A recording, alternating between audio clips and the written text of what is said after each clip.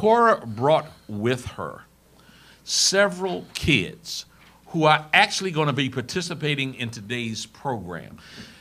They have at the Southeast Tennis and Learning Center an incredible program called Blacks in Wax. And it is children learning their history in part through taking on the identity and the roles of historical figures. And today we have with us Justice Almond Price, who's going to portray Michelle Obama. We have Elijah Ragland, who's going to be Deadwood Dick. We have Isabella De Leo, who's going to be Susan B. Anthony, and Rajon Rankin, who is going to be Mayor Coleman Young. So this is going to be a great hour. Those of you who are watching who don't have your kids sitting on your lap or in the room with you, get your kids, because this is something you will love, and this is something that your children will love. Cora, let's go back. You were a political science professor at the University of the District of Columbia. You were first lady for several years. How in the world? What was the impetus for you and your team to found to develop the Southeast Tennis and Learning Center?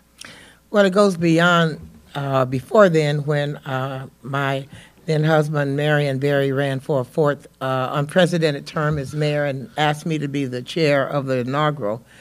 And to make a very long story short, people were giving so much money to what I called a party. You know, Rock, because you were over there in the transition. You guys couldn't even raise no money for the serious stuff, but they were giving us hundreds of $1,000s for the party, and I just decided I wasn't going to spend that kind of money on just a party. So we were able to save about $250,000 to do something good with them. So we decided to found an organization called the Recreation Wish List Committee, because the Recreation Department of the District of Columbia was very, very low in funds, and kids were not being able to get supplies, and recreation centers were in disrepair. And from that, we, as my 4 years as First Lady, funded a lot of recreation centers, founded a lot of different projects to do ball fields and basketball courts.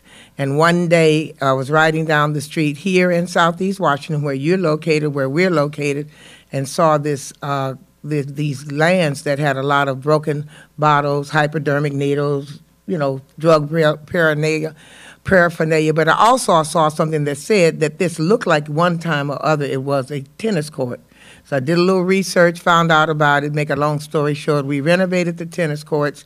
The kids came and they played, but they were still, you know, fighting and shooting each other and settling the tennis score on the corner.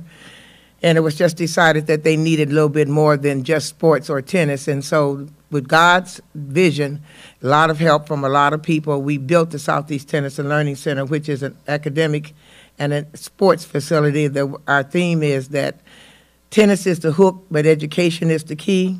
And so what you see there is top-notch tennis, great academic support, and then programs such as the Blacks in Wax program that build does not only educate and entertain, but it also builds self-esteem and self-confidence. Y'all need me to come over there and help with the slogan a little bit, because I would say tennis is the hook, but you get your education and improve your life by looking in the book. All right. Well, something like that.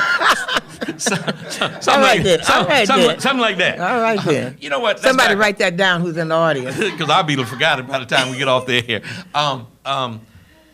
Let's back up, because you have an interesting family history. Your uncle, your father, and your white German mother. God. Tell us a little bit about, I mean, I know there's something about one of your uncles or dad or somebody. Well, my father was the first black Marine of the United States, Alfred Masters. Say that again. My father was the first colored Marine of the United States, Alfred Masters, in 1944. I get ready to say, because he'd probably be upset with you if you said black, because he was colored back then. He was colored back then, yeah.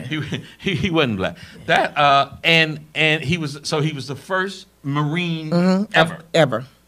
Wow, can't beat but one first. Well, you know, he and my mother were on the bus, and he had on a Letterman's sweater. You know, first always have to be better than anybody else, like Jackie Robinson or whatever. Absolutely. And they were obviously looking for a black person to induct finally. And he was a college person. He was at Langston University, and they walked over to him on the bus and said, "Would you like to be the first black Marine?" And he said, "Well, yeah." And he and my mother discussed it, and then that night he went to the recruitment station. They swore him in, wrote him up, and the rest is history. Now, your mother ran for president 4 times. 4 different times. Went and got a PhD at 67 years old from the University of Oklahoma. I absolutely was going to lead into that. So she was 66 when she got her PhD. She was 67, the age I am now, and I can't even imagine it. You don't look a day over 27. Thank you. That's why I like you.